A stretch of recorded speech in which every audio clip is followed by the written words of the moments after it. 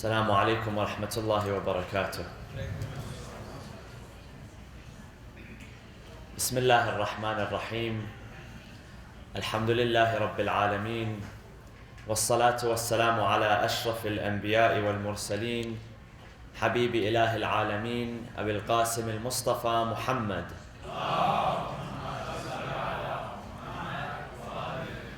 وعلى آل بيته الطيبين الطاهرين المعصومين المنتجبين. أعوذ بالله من الشيطان الرجيم. بسم الله الرحمن الرحيم. الذين يتبعون الرسول النبي الأمي الذي يجدونه مكتوبا عندهم في التوراة والإنجيل يأمرهم بالمعروف وينهاهم عن المنكر. صدق الله العلي العظيم. وصلوا على محمد وآل محمد.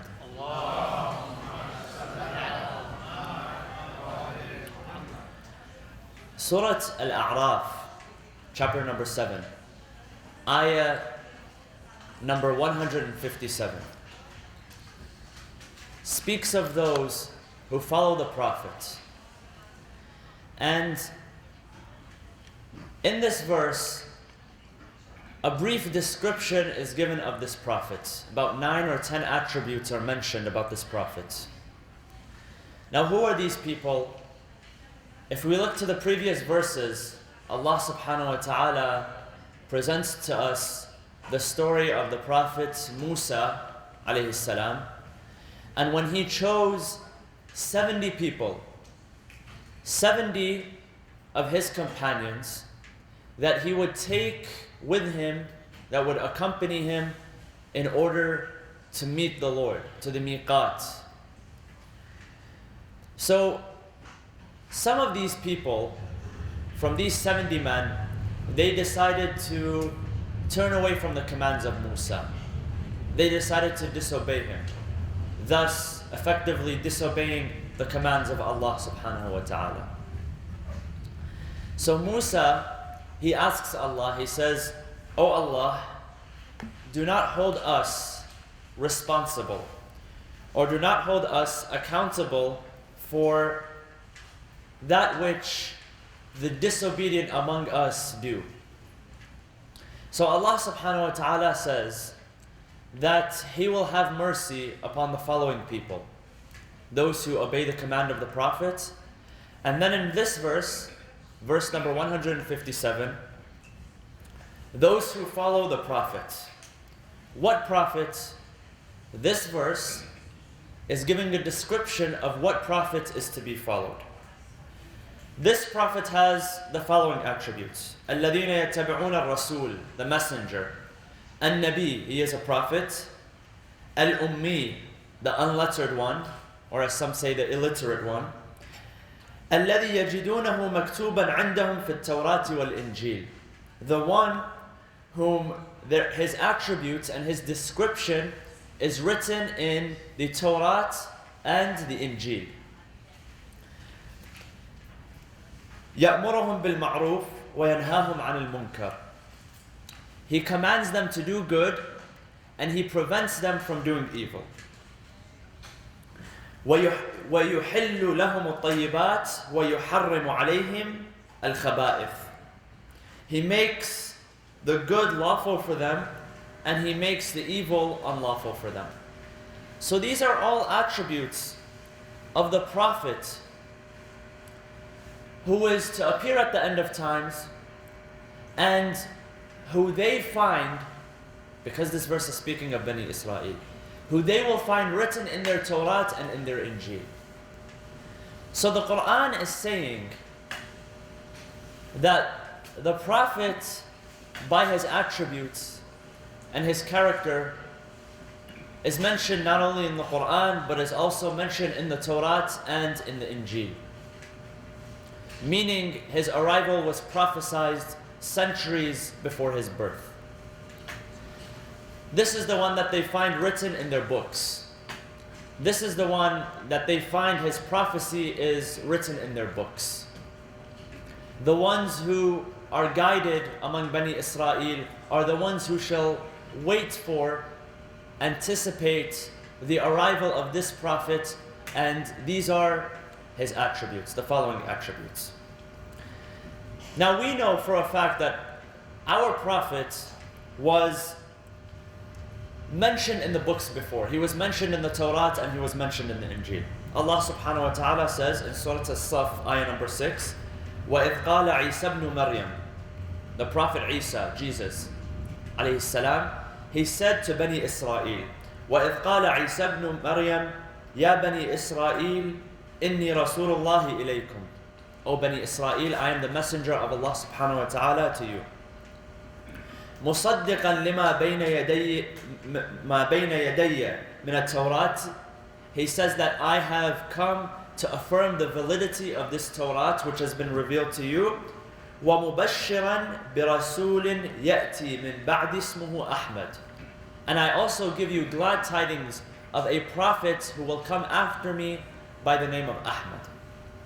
Now, according to popular belief, after Isa alayhi salam, after the Prophet Jesus, there were no prophets which came after him until the time of our Prophet Rasulullah sallallahu alayhi wa sallam. So for about 600 years, there were no prophets. However, that does not mean that there were not people who were guides and witnesses which were sent to people. So Isa left behind successors, he left behind disciples, he left behind executors, and what these people did for the next 600 years was guide people towards believing in Allah subhanahu wa ta'ala. They guide people towards believing in only one Allah and to not associate partners with Him. Basically the message of the prophets which came with Isa and with the prophets that came before. So there was a series of successors, there was a series of apostles, disciples, and executors, awsiya and khulafa. Now our Prophet is mentioned in the earlier books, and one of the most famous books which has been dedicated to mentioning exactly where the Prophet is mentioned in the Old Testament and the New Testament is a book by the name of Idharul Haq. Idharul Haq was originally a book which was written in the Urdu language. It is written by Maulana Rahmatullah Kiranwi. And it is written in Urdu. It has also been translated into different languages, into English and other languages. And it's dedicated to mentioning where the Prophet Rasulullah is mentioned in the Old Testament. So as an example, in the book of Deuteronomy, chapter 18, verse 18, God is saying the following. And this is from the Bible. This is from the King James Version of the Bible. Deuteronomy chapter 18, verse 18. I will raise them up a prophet from among their brethren. So this is after Jesus. I will raise them up a prophet among their brethren from themselves, like unto thee, and will put my words in his mouth. Meaning he will command what I am commanding as well. And he shall speak unto them all that I shall command him. He shall obey the orders of Allah subhanahu wa ta'ala, and he shall not bring anything else. Now these attributes are also mentioned in the Quran about our Prophet. So he's saying, I will raise up among them a prophet. There are other verses in the Bible as well, in the Old Testament, where Allah subhanahu wa ta'ala, He tells Jesus to tell them that I have a message, but you are not ready to receive this message now. There will be a man, a prophet that will come after me, and he will be responsible for relaying this message. Surah As-Saf in the Quran, verse number 6, this element is repeated again. That Isa said to the people, Ya Bani Israel, I am here to confirm this Torah, the validity of this Torah, this divine book, and also I am here to give you tidings of a messenger after me by the name of Ahmad, and Ahmad refers to Rasulullah Muhammad sallallahu alaihi wasallam. So people knew of the arrival of a prophet at the end of times, and that he will be Khatamun Nabiyyin, he will be the seal of the prophets. And these people were informed not only by the prophets themselves, but they were informed by the apostles, the disciples, the executors, and the monks which came after. So Jesus left behind successors. He left behind disciples. So he left behind John, and he left behind James, and he left behind Simon, and he left behind these successors and executors, and each one of them would leave a successor after them for a period of about 600 years, until the time of Rasulullah, so that the message of Tawheed, monotheism, stays alive until that time. Now we believe in Islam, and especially in the school of thought of Ahlul Bayt, that at every time there has to be a messenger, a khalifa, a representative of Allah subhanahu wa ta'ala on earth. From the day that Allah created human beings, when there was only two people on earth, when He had Adam and Hawa, one of them was a messenger, Adam was a prophet at that time, until the end of time. So there was always a witness, there was always a khalifa, there was always a representative of Allah subhanahu wa ta'ala at every time. And the hadith says, and this hadith is mentioned in all schools of thought, that he who dies, من مات ولم يعرف إمام زمانه مات ميتة الجاهلية. He who passes away and does not know the imam, the successor, the khalifa, the representative of God of his time, he will die a death of ignorance. And for us, it is our 12th imam, Al-Imam Al-Hujjah, Ajjalallahu Ta'ala Farajahu Al-Sharif. He is our imam. He is our successor. He is the khalifa of Allah subhanahu wa ta'ala on earth. In other schools of thought, they say, it's the king, it's, the custodian, it's the president, it's this person, fulan. For us, it is through divine appointment, and it is the 12th imam of the school of thought of Ahlul Bayt. So people, they knew that the prophet was going to arrive, and they knew that this prophet was a monotheist. And these successors that stayed behind, these disciples, these executors, all of them were monotheists. None of them were polytheists. None of them worshipped Jesus Christ. None of them associated partners with God. None of them said that God had a son or a daughter or a friend or a wife. None of that. They were all monotheistic practicers of the Abrahamic faith. Among those people, according to our history, was the closest companion to the Prophet and to Ahlul Bayt alayhimus salam, and that is Salman al-Muhammadi. They refer to him as Salman al-Farisi because he was from the land of Fars, Persia. However, the Prophet bestowed upon him the name Salman al-Muhammadi because he said Salman is one of us Ahlul Bayt. Salman is a part of us. And no other companion had the honor of being called a part of the Ahlul Bayt. One of the scholars, he makes a very noteworthy observation.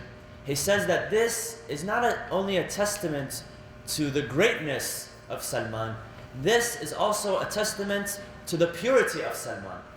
Because the Ahlul Bayt are purified according to the Quran. إِنَّمَا يُرِيدُ اللَّهُ لِيُذْهِبَ عَنْكُمُ الرِّجْسَ أَهْلَ الْبَيْتِ وَيُطَهِّرَكُمْ تَطْهِيرًا. That the Ahlul Bayt are completely purified. So when the Prophet adds somebody to this equation, that person has to be pure as well.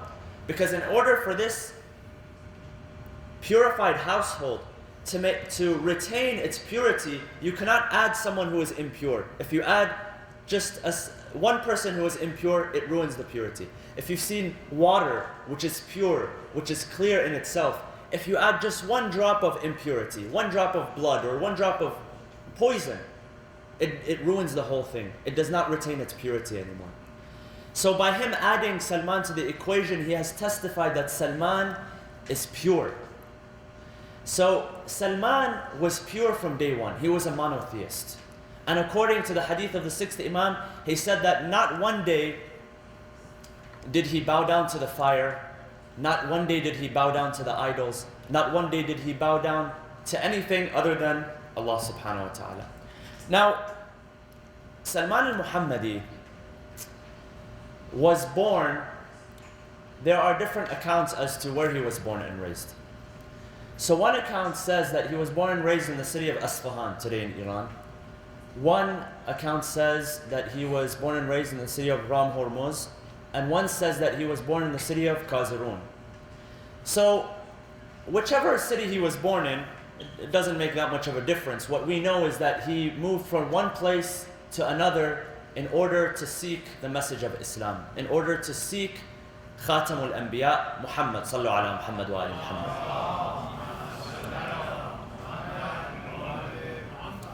Now, Salman was born into a prominent family. His father was a landowner, and he was also an advisor to the government. And Salman came from a family which descended from the Persian king Manuchehr.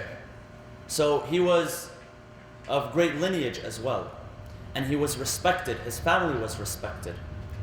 So how did he come to the message of Islam? He was born into a Zoroastrian family who worshipped God in the form of fire. However, he himself never prostrated to the fire. He was always a monotheist. He remained on the religion of Ibrahim.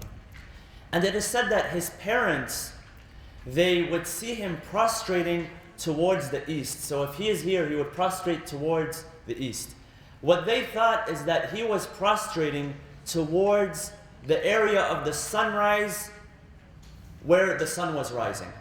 So they didn't think much of it. They said, okay, he won't prostrate to the fire, but he is prostrating to the sunrise, to the sun. It doesn't make a difference. However, he was not prostrating to the sun, and he was not prostrating to the fire. He was prostrating to Allah subhanahu wa ta'ala.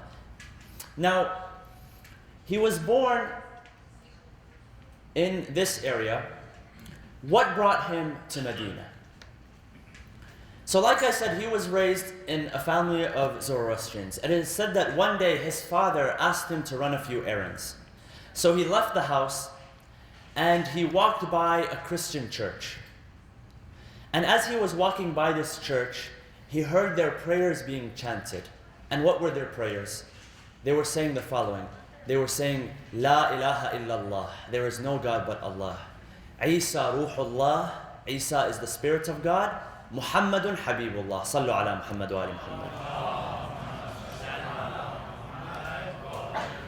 So these people were worshipping Allah alone. And they were testifying to the fact that Jesus Christ was not the Son of God. Rather, he was a messenger of God. He was Ruhullah, the Spirit of God. And that the final prophet who would later on reappear is the beloved one of God, Muhammadun Habibullah. He says, according to his testimony, many years later, when Imam Amir al-Mu'mineen asks him, what brought you to Islam? He mentions that I was walking by this church, I heard these chants and these prayers, and the moment that I heard the name of Rasulullah, his love became solidified in my heart. He says, I fell in love with him from the first time I heard the name of this man. His love solidified in my heart and in my flesh and blood. So he hears this chant, he hears this prayer, he goes back home. And he tells him, my father, this is what I heard today. His father tells him, at that time his name was not Salman. The Prophet bestowed upon him the name Salman. At that time his born name was what? Ruzbeh. That was his name when he was born. So his Prophet, he turns to him, his father, he turns to him and he tells him, beware. Don't turn to this religion. Stay on the religion of your forefathers. He tells him no. He says, this religion which I have heard of, which mentions that there is only one God, and that Jesus is the soul of God, and that Muhammad is the beloved of God and the messenger of God, this is the religion which I want to search for. So they tell him, then if that's the case, and they get into an argument, he says, if that's the case, I won't let you leave the house. So his father, his parents, they put him in shackles. Basically, they put him under house arrest so that he does not leave. Now, another account says the following, that when he came back home after this prayer, he went into the room of his father and he found some tablets, some writing on the wall. And he was told to stay away from this area. His mother told him to stay away from this area. He went, he read the tablets, and the tablets were a testimony from Allah subhanahu wa ta'ala to the Prophet Adam that there would be a successor to the prophets, and he will be the seal of the prophets, and his name is Muhammad. And these tablets contain the name of Salman, and it said that Salman is one of the successors. However, this was hidden away.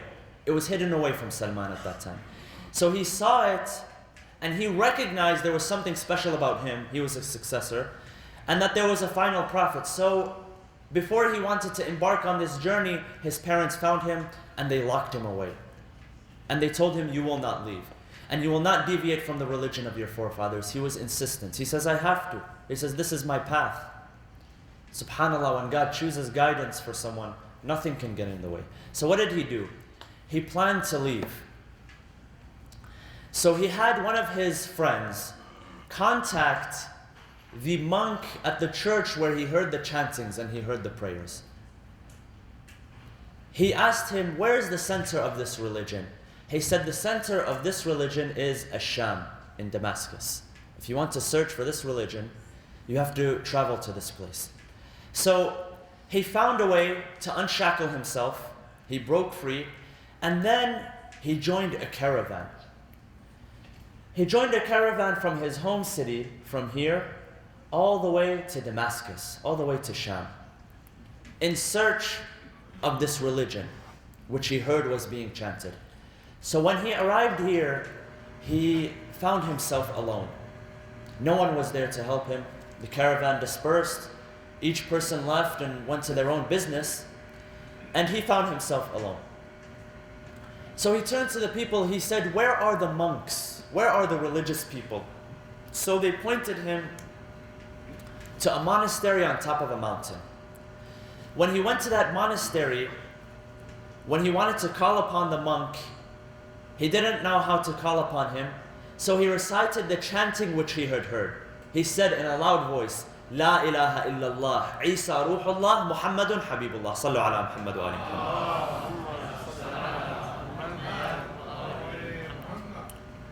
So at that time the monk comes out, he says, what are you looking for? Why are you here?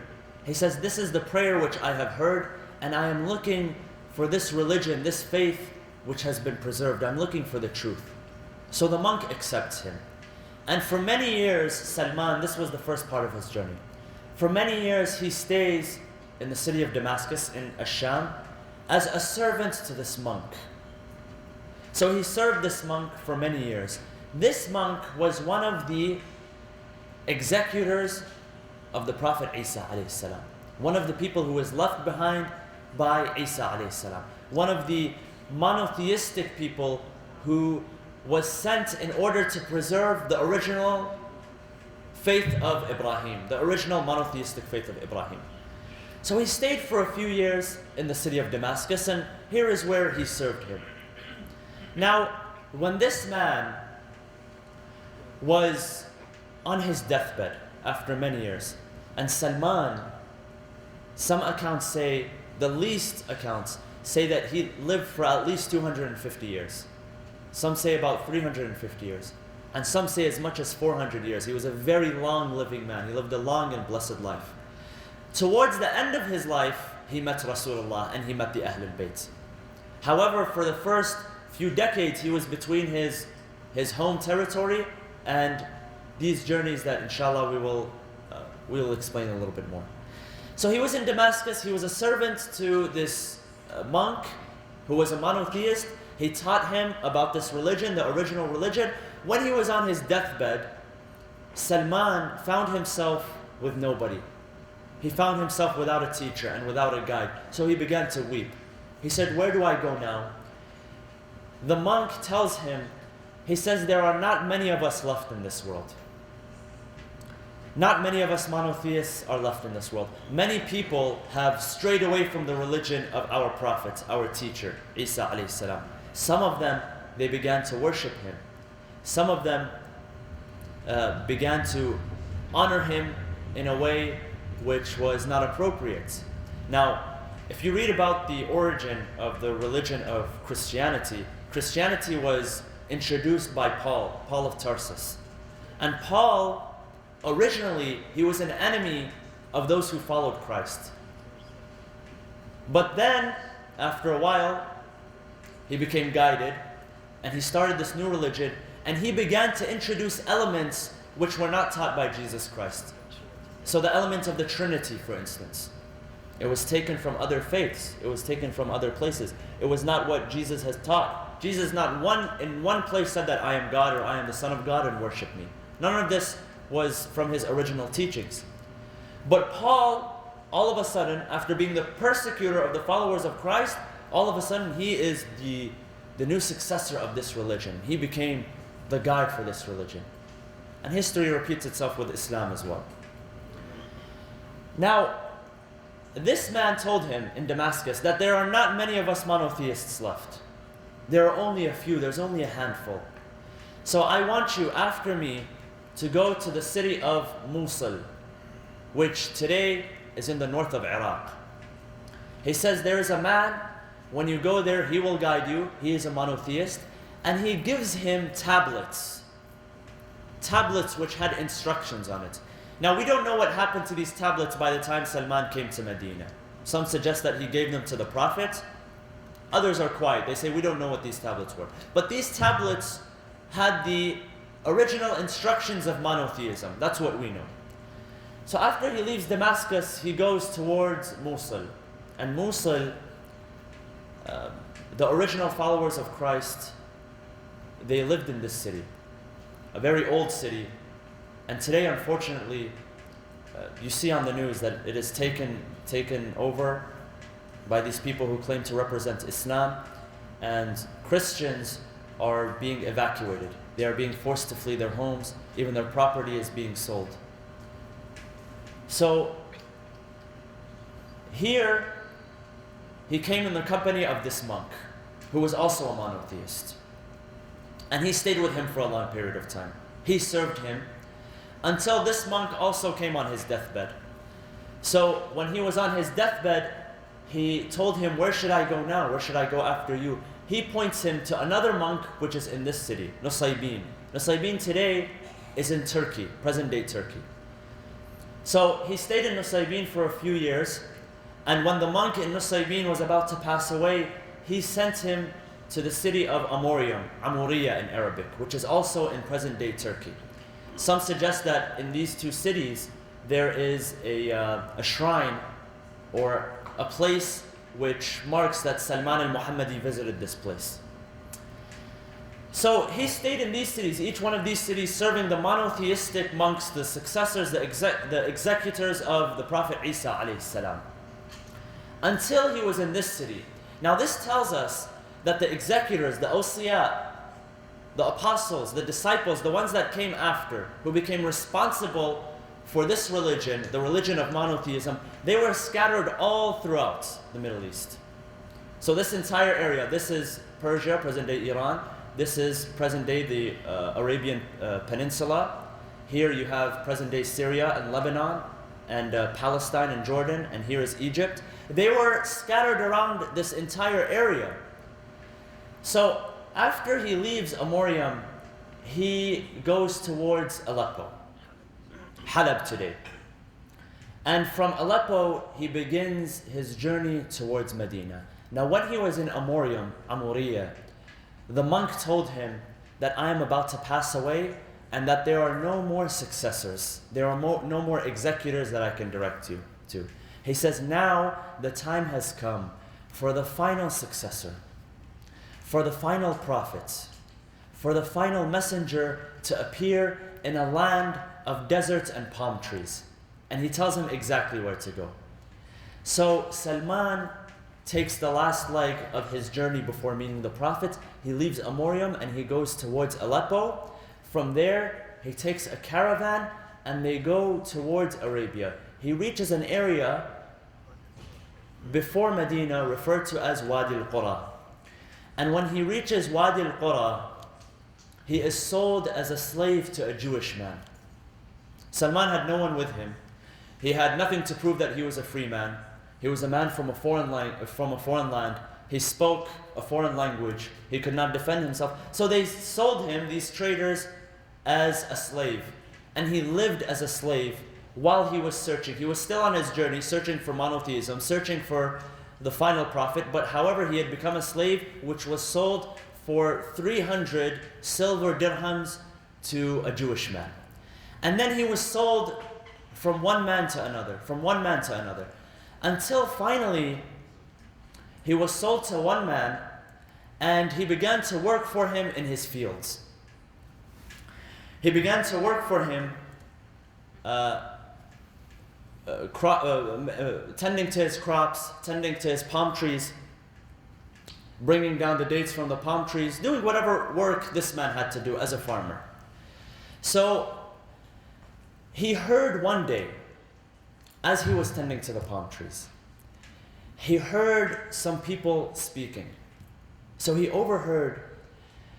One of them was speaking about a group of people who had received a man coming from Mecca in the area of Quba. For those of you who have visited Medina, one of the masajid, the places of worship, which lay outside of Medina, is Masjid Quba. Masjid Quba was the first mosque to be established by Rasulullah before entering Medina. And the Prophet stayed in Quba to wait for some of the muhajirin to catch up. He waited for his uncle, Hamza, Sayyid al-Shuhada, in order to catch up so they could enter Medina as well. He waited for Imam Ali ibn Abi Talib alayhi salam, so they could all enter Medina together. Now this monk who was in Amorium, he told him, you will go to the Arabian Peninsula, you will go to Yathrib, which was the name of Medina, and you will find a man who has 3 signs, and you will know that he is the Prophet. Number 1, he does not consume the sadaqah. So if you give him charity, he does not consume, he refrains from it. And number 2, he will consume if you give him a gift, hadiyah. If you give him hadiyah, he will consume. And number 3, he has the mark of prophethood on his neck, between his shoulders, on his back. He says, if you find this man who is inviting to Allah and he has these 3 characteristics, then this is Rasulullah. This is the man that you should follow. So he hears about a man, while he is gardening, he hears about a man who is calling to the religion of Allah. He is calling to monotheism. So what does he do after he's done with his shift, after he's done with his work? He says that I'll go and visit this man. I'll see what he's about. So he takes some dates with him. When he comes to Medina, he finds Rasulullah, and this is during the first year of Hijrah. He finds Rasulullah and he tells him that I have come to visit you. I have brought some dates from Wadi al-Qura with me, and these dates are a charity. So Rasulullah is sitting down, he looks to his companions, he tells them, Bismillah, have some dates. Enjoy these dates that this man has brought for you. And he doesn't consume from them. So this was one sign. He takes it off his checklist. So he goes back, he goes home, he comes back the next day. He says, okay, let me bring him dates which are gifts. So he brings him he brings him a plate of dates, and he tells him, I have brought some more dates today, but this isn't charity, these are gifts. So the Prophet tells his companions, Bismillah, and he puts his own hand, he begins to eat. So that's number 2, the second sign. And he's growing, Salman is growing in anticipation, because it's 2 of the 3 signs. So he leaves, he comes back a 3rd day, and he finds Rasulullah attending a funeral procession for one of his companions. So he's lifting the janazah, and they are burying him, and then the Prophet sits, and he is resting. So Salman, he comes and, how are you supposed to check? If I told you right now that I have a mark on the back of my neck, how are you supposed to check if you don't know who I am? It'd be kind of awkward asking me if you can check my mark. So he comes from behind Rasulullah and he tries to check the mark. Now Rasulullah is wearing his robes, and his robes, Salman noticed that his robes from the back, it had uncovered a part of his skin. So he notices this, so he comes from behind in order to see the seal of prophethood, and Rasulullah notices him. So when Rasulullah speaks to him, he tells him, he sees him looking at the back of his neck. So Rasulullah, without saying a word, he removes the clothing. He removes the clothing from the back of his neck. And he says, have you found what you are looking for? So when Salman finds the seal of the prophethood, he says by his own testimony, he says, I had so much anticipation at that moment. There was so much anticipation, and excitement that was building up like pressure, that I just let it out and I threw myself at the feet of Rasulullah. I began to kiss his feet. He did not allow me, and then I began to testify that there is no God but Allah and that Muhammad is his final messenger.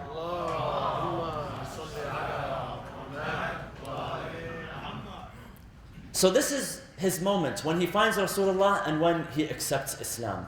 Now, in order to be a companion of Rasulullah, he wanted to be with him. However, at this moment he was still a slave. At this moment he was still a servant. So he informs Rasulullah. He says, Ya Rasulullah, I would love to be around you. I would love to live with you. But I am still a servant. I'm still a slave to this Jewish man. So the Prophet tells him, he says, I want you to purchase your freedom. In Islam, there's a contract called mukataba. Mukataba is when a servant writes a contract with his owner, with his master, that he will work for him and he will purchase his own freedom. So he tells him, I want you to write a contract so that you can purchase your own freedom, so that you can join us, you can join our ranks. So he goes to his master. He tells him, what is it that you require from me? And he tells him, if you want to purchase your freedom, I want you to plant for me 300 palm trees, and I want you to fashion for me 40 bowls of silver. So this man, an old man at this time, he could not do this by himself. He goes back to Rasulullah, says, Ya Rasulullah, this man is requesting this much from me, for me to purchase my freedom. So Rasulullah turns to his companions. He tells them, A'inu akhukum. He says, come to the aid of your brother. All of you participate in purchasing his freedom. So all of them participate in purchasing his freedom. Now, according to historians, this took some while. This took a time, because planting a palm tree is no easy feat. Palm trees are probably one of the hardest trees to plant, if you're planting them from new. So he wanted 300 from him, and he wanted him to fashion 300 silver bowls. Salman was an old man, he couldn't do them by himself. So this took a while. According to some historians, it took a few years. According to some, no, it didn't take that long. So they all began helping Salman so that they can purchase his freedom together. When there was one more tree left, one more palm tree, one of the companions, he rushed to it. He wanted to have the honor of planting the last tree. When he planted it, the Prophet came. He said, it is not befitting that you plant this tree. This is my responsibility now. So he uprooted the tree. The Prophet uprooted the tree, and then he planted it again by himself. And he says, with this, you have now purchased your freedom. This is when he joins the ranks of the Muslim community in Medina. So just a few points of his life, and inshallah tomorrow we'll speak a little bit more. But one of the first battles which he participated in was the Battle of Khandaq.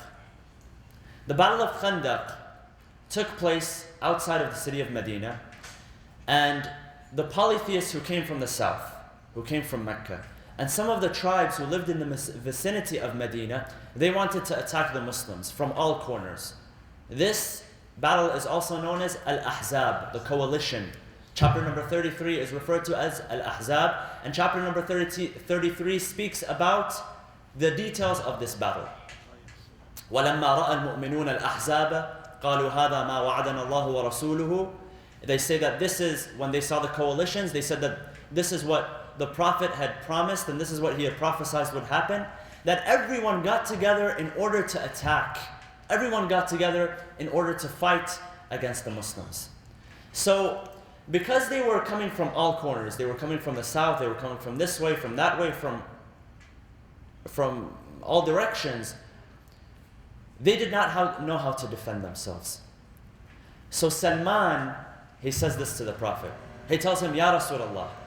He says, in Persia, it is Persian custom, when we go to war, when we go to battle, that if we are being surrounded, we dig a trench.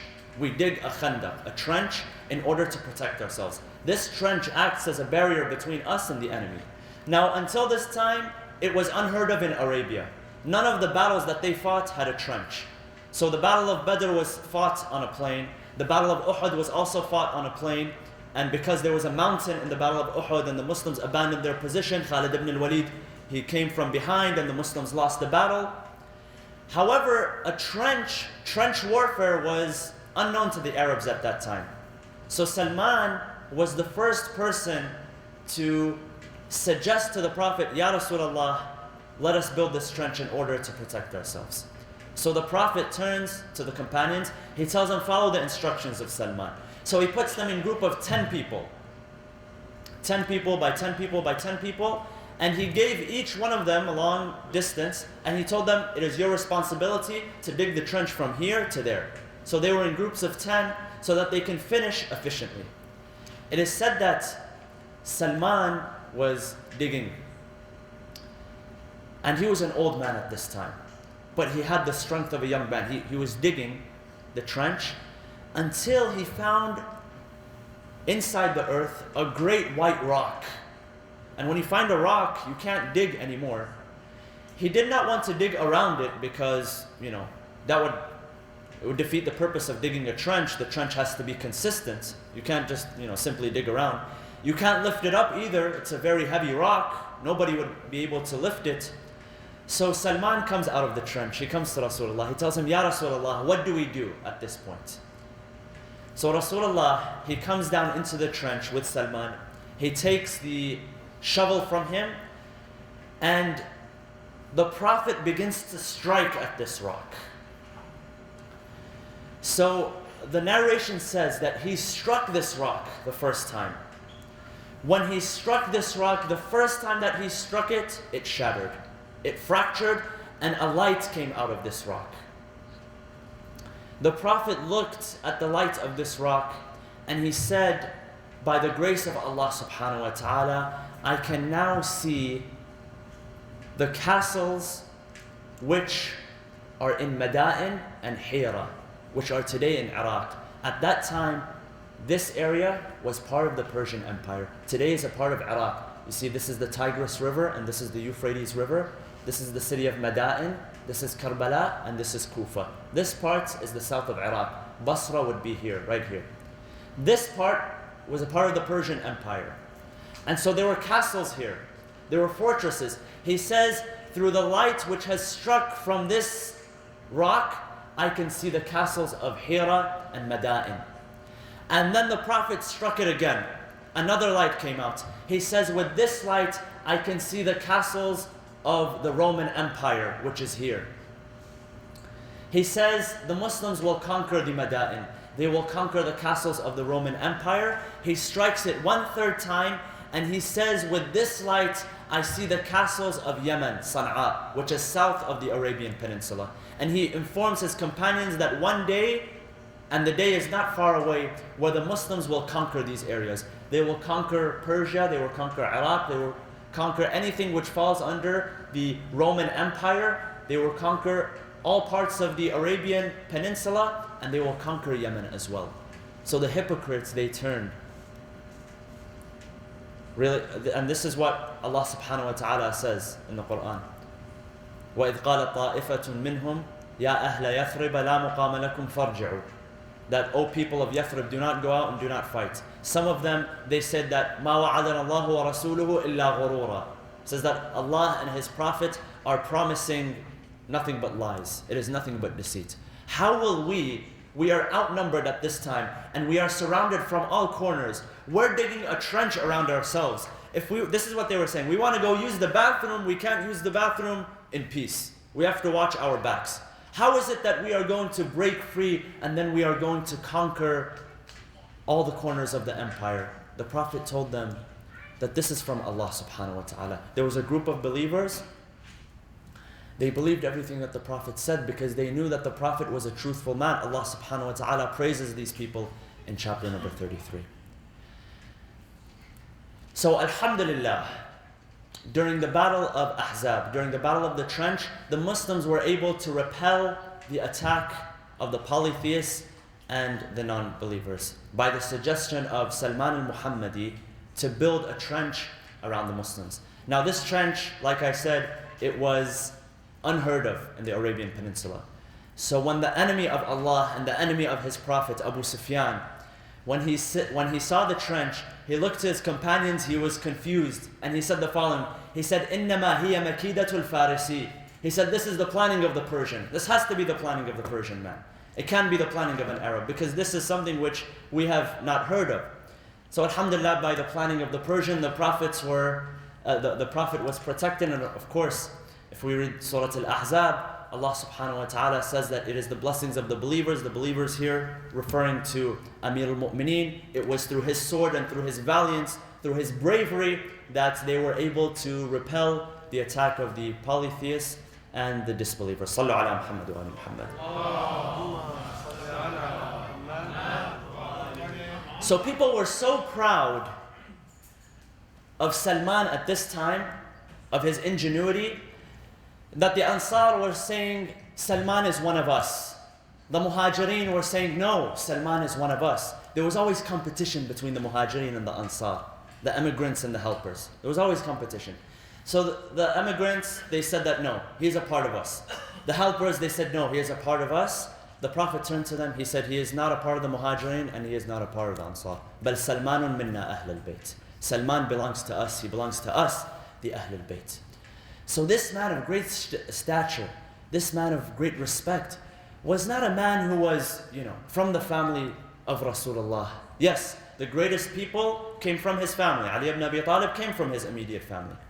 But you would think that, okay, it would be Fulan who accepted Islam, or it would be Fulan who accepted the Prophet. Or the Prophet, Allah subhanahu wa ta'ala demonstrates how Islam breaks the borders of preference by making a man who comes from an area hundreds of kilometers away, comes from a completely different background, delivers him into the hands of Rasulullah and makes him one of the greatest companions of Rasulullah.